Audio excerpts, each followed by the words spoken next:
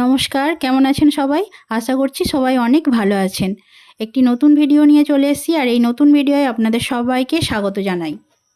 অতিরিক্ত গরমের পর আজকে বেশ চারিদিকটা মেঘলা। কিন্তু মেঘলা হলে কি হবে? তার সাথে কিন্তু গরমটাও আছে। যত মেঘলা ততই গরম। সকাল থেকে উঠে সমস্ত কাজ কমপ্লিট হয়ে গেছে আর এখন আমি চলে এসেছি রান্নাঘরে। রান্নাঘরে এসে প্রথমেই মুড়ির জন্য বানিয়ে নিচ্ছি একটু আলুর তরকারি। আলুর তরকারি করার জন্য প্রথমে আমি আলুগুলোকে একটু প্রেসারের মধ্যে সেদ্ধ করে নিয়েছিলাম। তারপর 5 ফোড়ন, জিরে আর একটুখানি তেজপাতা, শুকনো লঙ্কা, দারচিনি, ছোট এলাচ দিয়ে আলুটাকে নেড়ে চেড়ে নিচ্ছি। এরপর আদা বাটা, টমেটো বাটা, ধনে জিরে গুঁড়ো দিয়ে তরকারিটা শেষকালে একটু হিং দিয়ে নামিয়ে নেব। যেহেতু আলুর দমটা নিরামিষ করছি, আসলে তো আপনাদেরকে আগেই বলেছি যে আমার শাশুড়ি মা পেঁয়াজ রসুন এইসব কিছু খায় না। তো যেহেতু তিনি খান না, তাই আর আলাদা করে আমাদের পেঁয়াজ দিয়ে খুব একটা বেশি তরকারিও হয় না। তাই আলুর দমটাও নিরামিষ হচ্ছে। আর নিরামিষ তরকারিতে দেখবেন একটু হিং দিলে সেটা কিন্তু খেতে বেশ ভালো হয়। তাই নামানোর আগে আলুর দম করলে বিশেষত তার আগে আমি একটু হিং দিয়ে নিই। আর কি কি রান্না হচ্ছে সেটা আপনাদের এখন দেখিয়ে দিয়ে চলুন। এখন এখানে আছে সজনে শাক ভাজা, আর করব ঝিঙে দিয়ে আলু দিয়ে একটা ঝাল। তো ঝিঙে দিয়ে আলু দিয়ে ঝাল করার জন্য প্রথমেই আলুটাকে ভেজে নিচ্ছি অল্প করে। এই রান্না করতে করতে না একটা জিনিস বেশ ফিল হয়, সেটা হলো আমি আগে রান্না করতে খুব ভালোই বাসতাম। আর আমি অনেক আগে থেকে মানে আইবুড়োবেলা থেকেই আমি রান্না বান্না করতাম। তো করতেও বেশ ভালো লাগতো। এখনই যে খুব একটা খারাপ লাগে তা না, কিন্তু সত্যি কথা বলতে এই যে দায়িত্ব নিয়ে রান্না করা, মানে রেগুলার যে এই রান্না ওই রান্না করে তারপর কোথাও বেরোনো, এটা কিন্তু কেমন বেশ একটু খারাপ খারাপ লাগে মাঝে মাঝে। মাঝে মাঝে মনে হয় কি যে যদি আজকে রান্নার ছুটি থাকতো তাহলে কিন্তু বেশ ভালো হতো। ঠিক যেমন করে অফিসে স্কুলে কোথাও গেলে একটা দিন ছুটি পাওয়া যায়, সেরকম বেশ রান্নার ছুটিটা থাকলেও ভালো লাগে। যদিও রাত্রের দিকে বেশিরভাগ দিনটাই ছুটি থাকে, কিন্তু দিনের বেলা আর হয় না সেটা। তো চলুন, আপনাদের সাথে গল্প করতে করতে রান্না যেহেতু করতেই হবে, তাই এখানে আলুটাও আমি হালকা করে নেড়ে চেড়ে নিয়ে প্রেসারের মধ্যে সেদ্ধ চাপিয়ে দিয়েছি। আসলে জ্যোতি আলু তো, তাই কড়ার মধ্যে দিলে কতক্ষণে সেদ্ধ হবে তার ঠিক নেই। তাই প্রেসারের মধ্যে এটা অল্প করে সেদ্ধ করে নিয়েছি। আর ঝিঙেগুলো এদিকে কড়াই নাড়াচাড়া করতে করতে দেখলাম বেশ নরম নরম মতো হয়ে গেছে। তারপর আমি আলুটা এর মধ্যে দিয়ে দিলাম। সাম্যর বাবা এই যে ঝিঙে সর্ষে এটা কিন্তু খেতে খুব ভালোবাসে। তবে যদি তার মধ্যে আলু না দেওয়া হয় তবেই কিন্তু সেটাও ভালো লাগে। কিন্তু আমি ভাবলাম যে তরকারিটা যদি আলু দিয়ে না করি তাহলে ঝিঙেটা তো একদম অল্প একটু হয়ে যাবে, তাই না? সেই জন্য ঝিঙের মধ্যে একটু আলু দিয়েই করছি। চলুন, এবার এর মধ্যে দিয়ে দিয়েছি সর্ষে বাটা। সর্ষে বাটাটা বাটার সময় এর মধ্যে বেশি করে একেবারে কাঁচা লঙ্কা দিয়ে দিয়েছিলাম।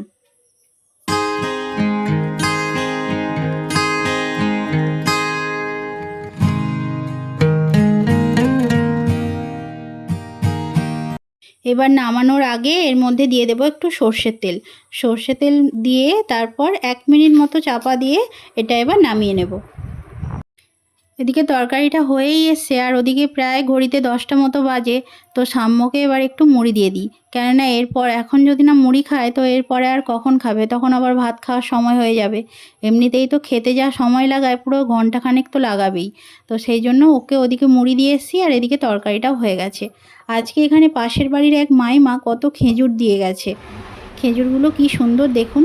এখানে এরকম খেজুর গাছ চট করে দেখতে পাওয়া যায় না। যেখানেও পেয়েছে হয়তো নিয়ে এসছে আমাদের জন্য।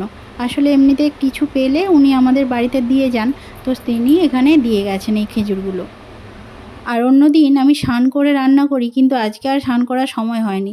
সময় হয়নি বললে ভুল হবে। আজকে ভাবছি মাথায় একটু হেনা করব, তাই একটু রান্নাবান্না করে নিয়েই স্নান করছি। আর এদিকে সাম্য বায়না ধরেছে, মা আমি তোমার মাথায় লাগিয়ে দেবো। ওই জন্য ও এখন এসে মাথার মধ্যে আমার হেনা করে দিচ্ছে। কতটা যে কি করছে সেটা ওই জানে। হয়তো দেখবো শেষে আর চুলটাই ছাড়ানো যাচ্ছে না। কিন্তু ওই যে ছোট ছেলে, ওর নেশা ধরেছে যে ও আজকে মায়ের মাথায় হেনা করে দেবে। তো কি করে মানা করি বলুন? সেই জন্য বললাম ঠিক আছে তুই দে এইভাবে। তো ও এখন আমার মাথায় হেনা করে দিচ্ছে। সত্যি কথা বলতে মাথায় যখন কেউ হাত দেয় তখন যেন মনে হয় যে ঘুম পেয়ে যাচ্ছে। আর ও মাথায় হাত দেওয়ার পর তো যেন মনে হচ্ছে আরও সুড়সুড়ি মতো লাগছে। তো আমাকে এত ঘুম পাচ্ছে কি বলবো। আর এদিকে মাথায় হেনা করতে করতে ওইদিকে বাইরে দেখলাম আকাশটা তো মেঘলা হয়েই ছিল, ভীষণ জোর বৃষ্টি চলে এসছে। কি জোরে বৃষ্টি পড়ছে দেখুন। আর আমাদের গেটের সামনেটা দেখুন, যেন মনে হচ্ছে নদীর জল বইছে এখান দিয়ে। বেশ অনেক দিন পর এত বৃষ্টি হচ্ছে। এর আগেও বৃষ্টি হয়েছে কিন্তু এরকম জোর হয়তো অনেক দিনই হয়নি। তো আজকে যেন মনে হচ্ছে বাবা কি জল যাচ্ছে রাস্তার উপর দিয়ে। আমাদের সাম্য আবার এত জল দেখতে ভালোবাসে, তো মেন গেটটা খুলে দেখলাম জল দেখছে। তো চলুন আমি এদিকে স্নান করে নিই, করে নিয়ে খাওয়া দাওয়া করে নিই। বিকেলে আবার আজকে একটু বেরোনোর কথা আছে, ভাবছি সাম্যর বাবা আসলে একসাথেই যাব। আসলে আজকে তো ফলহারিণী পুজো, তো সেখানেই যাওয়ার ইচ্ছে আছে। আজকে ফলহারিণী কালী পুজো, তো আমি এখন রেডি হয়ে গিয়েছি ওখানে যাওয়ার জন্য। আর সাথে যাবে সাম্য আর ওর বাবা। বিয়ের পর থেকে প্রত্যেক বছরই এই ফলহারিণী পুজোতে আমরা এখানে যাই। তো চলুন এখন ওখানে যাই, গিয়ে আপনাদের মাকে দর্শন করাবো। আমি তো রেডি হয়েই গিয়েছি, ওদিকে সাম্য আর সাম্যর বাবাও রেডি হয়ে গিয়েছে। মাকে বললাম এত করে যেতে, মা বলল আমি আর যাব না, যা জোর মাইক চলছে, আমি বরং বাড়িতেই থাকি। চলো।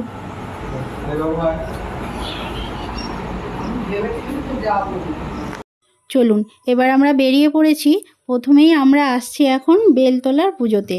এইখানে প্রত্যেক বছরই আসি, মাকে ধূপবাতি দিয়ে যাই।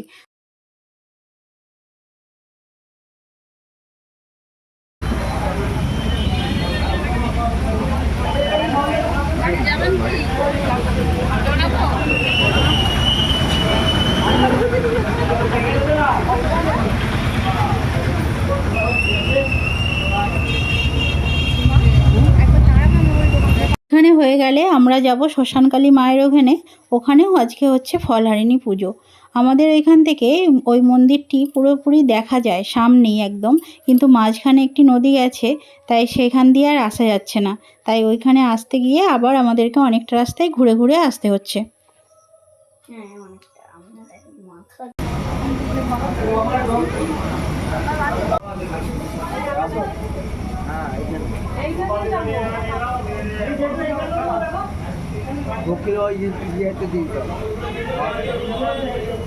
আপনাদের সাথে কথা বলতে বলতে আমরা চলে এসেছি এখন শ্মশানকালী মায়ের মন্দিরে।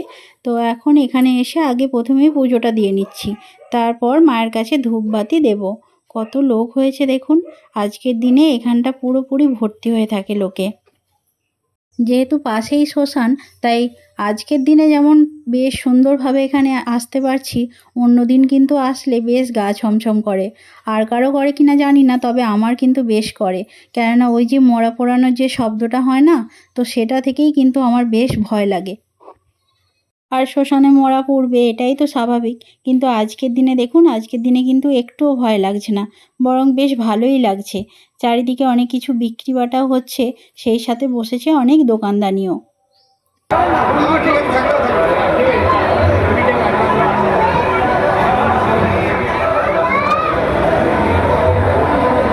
চলুন, যা ভিড় হয়েছে তাও একবার চেষ্টা করছি আপনাদের সামনে থেকে মাকে দর্শন করানোর। এই যে কি সুন্দর সাজিয়েছে দেখুন মাকে। মায়ের যদিও তার অপরূপ রূপ, কিন্তু তাও দেখুন কি ভালো লাগছে আজকে।